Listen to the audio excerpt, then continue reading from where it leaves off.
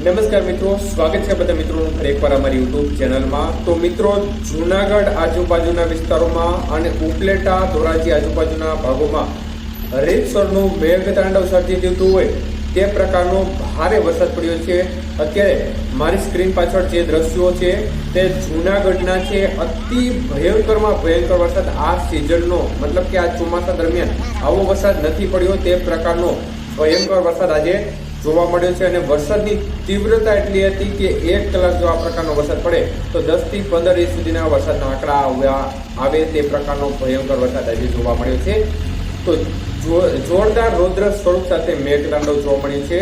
દ્રશ્યો છે દોલતપરા આજુબાજુના જે વિસ્તારો છે, રોડ રસ્તા ઉપર પાણી કરી દીધું છે તે પ્રકારનો ભારે વરસાદ પડ્યો છે। જૂનાગઢનો દામો પુલ છે તે પણ પુલ ઉપરથી પાણી વહી ગયા તે પ્રકારનો તીવ્ર વરસાદ આજે જોવા મળ્યો છે।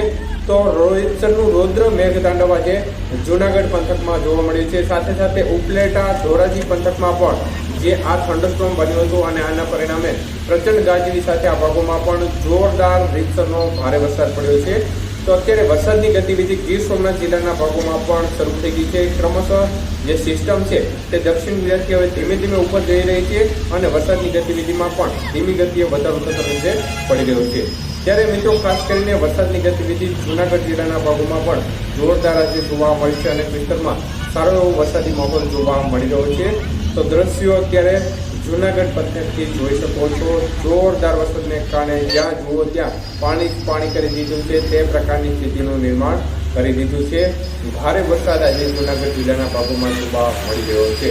તો અત્યારે ખાસ કરીને ઉત્તર ગુજરાતના રાજસ્થાન બોર્ડર કાંઠાના ભાગોમાં દરરોજની જેમ ફરી એકવાર શરૂઆતમાં થઈ ગઈ છે અને તે ભાગોમાંથી વરસાદની શરૂઆત થતાં દરરોજની જેમ જે નીચે થંડરસ્ટોર્મ આવતું હોય તે પ્રકારે વરસાદ પણ ત્યાંથી શરૂ થઈને ધીમે ધીમે નીચે આવતો હોય તો ફરી એકવાર આજે પણ તે વિસ્તારમાં જોરદાર શરૂઆત થઈ ગઈ છે અને વરસાદ ફરીથી ધીમે ધીમે ઘણા વિસ્તારોને કવર કરતો આવે તે પ્રકારની શક્યતાઓ અત્યારે લાગી રહી છે।